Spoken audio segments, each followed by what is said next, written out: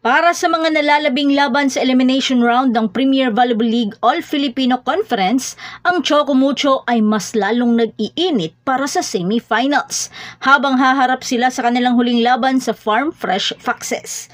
Maibabangon pa kaya ng Flying Titans ang kanilang kupunan pagkatapos walisin ng Creamline?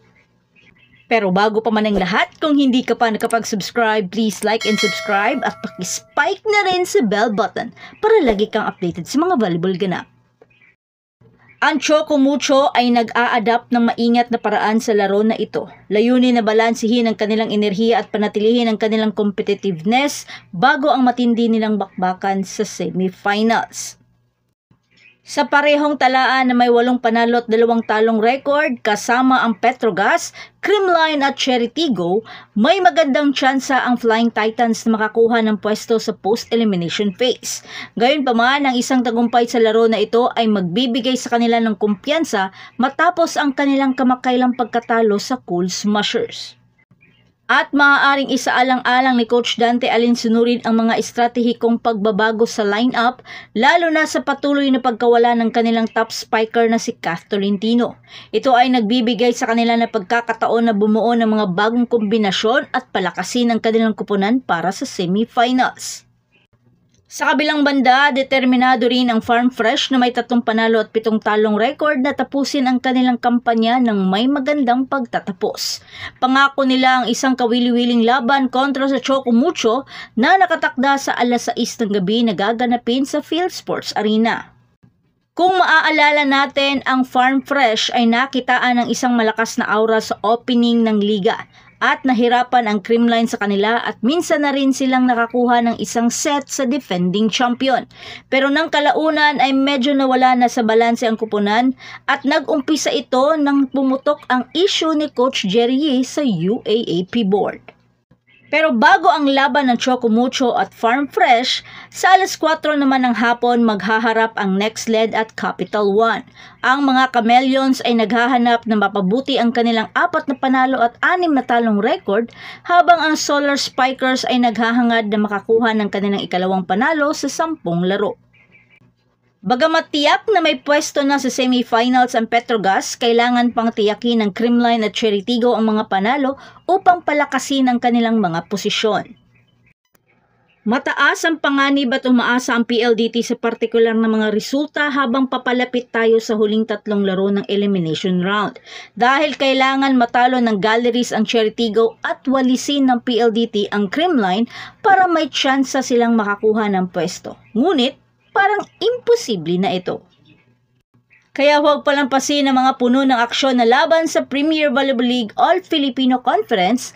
Manatili sa ating channel para sa mga updates at nakaka-excite na volleyball content. Huwag kalimutan mag-like, mag-subscribe at i-spike ang notification bell para sa mas marami pang volleyball goodness. Kita-kits sa susunod na video. Doon ko na inom. Gcash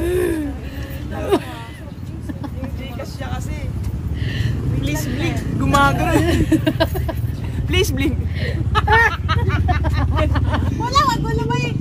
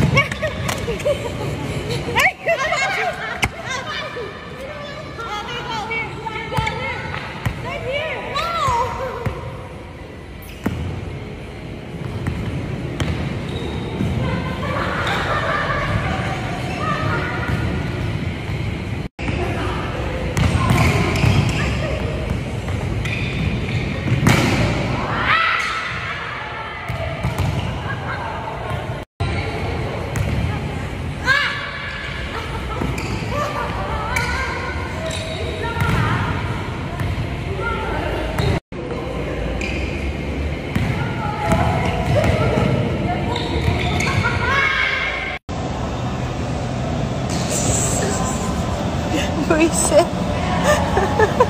Sinong pangit?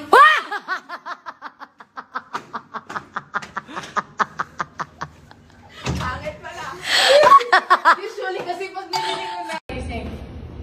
No, that's not true. Open. Yan, yan. Look, I don't crack my God.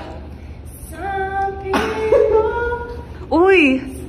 Tama. Yeah. Again. Open your mouth. Pag nagsising ka ng vowel, okay? Tapos pag galing dito, use your diaphragm, okay? Some people. It's better. It's getting better. I sound like Alicia Keys. Some people want it all. It's like engaging your core. Diba you said engaging your core? Pero use your I'm a diaphragm. nasal singer. I am? Yeah. Some people want it all. Wow! Championship! Hey! Championship! Hey! Ano yan, Reg? May labada.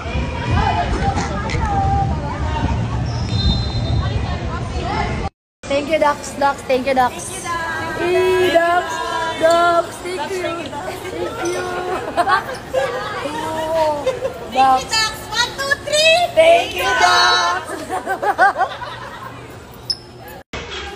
Thank you. Thank you po. Thank you. Ayan. Mag-hi lang. Hello po.